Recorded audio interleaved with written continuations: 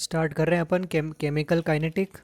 इस लेसन का बहुत छोटा सा ही पोर्शन में लेने वाला हूँ आज, है ना। क्योंकि पिछले लेसन की तैयारी भी आपकी बहुत अच्छी हो ऐसा नहीं है, तो आप अच्छे से तैयारी करो उसकी।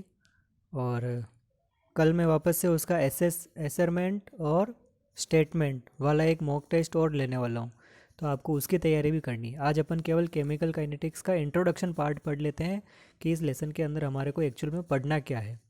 ठीक है, बहुत अच्छा लेसन है, ये भी इंटरेस्टिंग है, पढ़ने में मज़ा भी आएगा, है ना।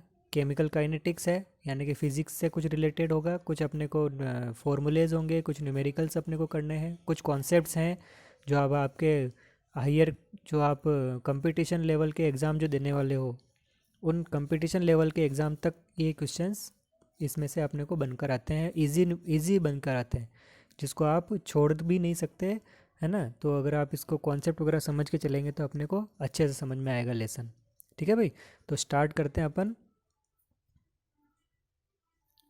केमिकल काइनेटिक्स, नाम से पता लग रहा है हमारे को। केमिकल, केमिकल का मतलब केमिस्ट्री से रिलेटेड कुछ मैटर होगा, और काइनेटिक यानी कि उनकी मूवमेंट के बारे में। ठीक है भाई, तो ऐसी ब्रांच ऑफ केमिस्ट्री जो फिजिकल है, physical branch of chemistry that deals with rate of reaction, है ना, उनके फैक्टर्स कौन से हैं, मैकेनिज्म कौन से हैं, उनके बारे में ये डील करे, तो उसको कहेंगे अपन केमिकल काइनेटिक। काइनेटिक्स का मतलब अपन समझ रहे हैं मूवमेंट के बारे में होगी।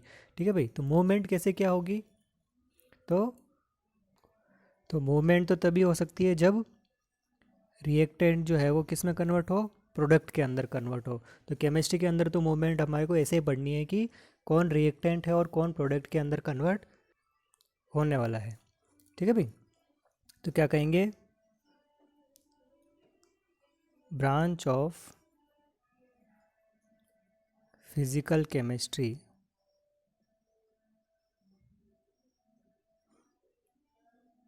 विच डील्स विथ, पहला हमारे को इसके अंदर क्या पढ़ना, रेट ऑफ रिएक्शन। ऐसी ब्रांच ऑफ केमिस्ट्री जो रेट ऑफ रिएक्शन के बारे में बात करे। दूसरा, फैक्टर, कौन कौन से फैक्टर है जो रेट ऑफ रिएक्शन को इफ़ेक्ट करेंगे, factor which affect rate of reaction, ROR। ठीक है भाई, और थर्ड क्या पढ़ना है हमारे को इसके अंदर, कुछ मैकेनिज़म्स पढ़नी है कि कैसे रिएक्शन प्रोसीड होती है, मैकेनिज़्म ऑफ रिएक्शन। ठीक है भाई, तो ये तीन तरह की चीज़ें हमारे को पढ़नी है। डिटेल में अगर अपन बात करें, ये तो अपन ने इसकी डेफिनेशन की बात कर ली, डिटेल में क्या क्या पढ़ना है तो एक एक टॉपिक अपन उठाते जाएंगे और अपन बात करते जाएंगे। तो फर्स्ट टॉपिक तो आपका यही है, रेट ऑफ रिएक्शन। ये पढ़ना है हमारे को, इसके लेसन के अंदर क्या क्या टॉपिक अपने को पढ़ना है, सिनॉप्सिस अगर अपन तैयार करें तो पहला क्या होगा, रेट ऑफ रिएक्शन। दूसरा क्या होगा, फैक्टर्स, है ना, फैक्टर्स विच अफेक्ट ROR यानी कि रेट ऑफ रिएक्शन। कौन कौन से फैक्टर पढ़ने के, तो हमारे को टेम्परेचर पढ़ना पड़ेगा यहाँ पर, है ना। टेम्परेचर के बाद में एक कंसंट्रेशन टर्म को पढ़ना पड़ेगा। जब अपन टेम्परेचर की बात करेंगे तो यहाँ पर एक आर्हेनियस इक्वेशन नाम से एक टॉपिक आएगा, आर्हेनियस इक्वेशन नाम से एक टॉपिक आएगा, वो अपने को पढ़ना पड़ेगा। कंसंट्रेशन की बात करेंगे तो यहाँ पर अपने को ऑर्डर ऑफ रिएक्शन पढ़नी पड़ेगी। ठीक है, ऑर्डर ऑफ रिएक्शन कितने तरह की होगी, तो हमने को जीरो ऑर्डर ऑफ रिएक्शन पढ़नी पड़ेगी, first order of reaction, second order of reaction, third order of reaction, nth order of reaction. इस तरीके से अपने को ऑर्डर ऑफ रिएक्शंस के बारे में बात करनी पड़ेगी। फैक्टर्स के बाद में यहाँ पर चलेगा हमारे रेट लो। ठीक है भाई, कांस्टेंट की सी बात होगी कि कैसे रेट लो अपन आइडेंटिफाई करेंगे, कैसे उसको फाइंड आउट करेंगे। ठीक है, यहाँ से न्यूमेरिकल्स बनेंगे, वो अपने को सोल्व करने हैं। ठीक है भाई, इसके बाद अपना जो नेक्स्ट टॉपिक पढ़ना पड़ेगा हमारे को, मोलिकुलरिटी।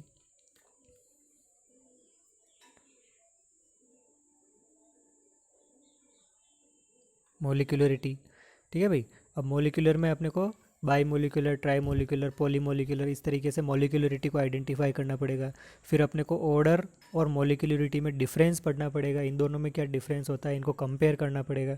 ठीक है, यहाँ से क्वेश्चन बनता है डायरेक्ट एग्जाम के अंदर कि right the difference between order and molecularity. ठीक है भाई, फिर उसके बाद में हमारे को मैकेनिज़्म पढ़नी है, मैकेनिज़म्स ऑफ रिएक्शन।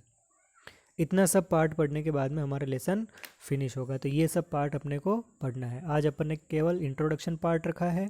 तो इस इंट्रोडक्शन में अपने को केमिकल काइनेटिक क्या होती है, क्या अपने को पढ़ना है, इसके अंदर क्या क्या टॉपिक्स हैं, अलग अलग तरीके के से डिटेल चलती जाएगी। जैसे टेम्परेचर पढ़ेंगे तो वहाँ आरएनएस इक्वेशन आएगी, कैसे आरएनएस का ग्राफ बनेगा, कैसे उसकी इक्वेशंस जनरेट होगी, ये सारी बातें डिटेल में चलती जाएगी।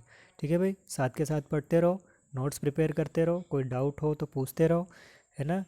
किसी के भरोसे मत रहो, सीधी सी बात है। आपको बोर्ड का एग्ज़ाम देना है, आपको पढ़ना पड़ेगा। ठीक है भाई, आपका टीचर, आपके पेरेंट्स, आपके कलीग्स कोई कुछ नहीं कर सकता है। आपको अपनी पढ़ाई खुद करनी पड़ेगी। ठीक है भाई, कल मैं एसर्शन और स्टेटमेंट का एक मॉक टेस्ट और लेने वाला हूँ। ठीक है, उसकी भी तैयारी करते रहना साथ के साथ। Thank you.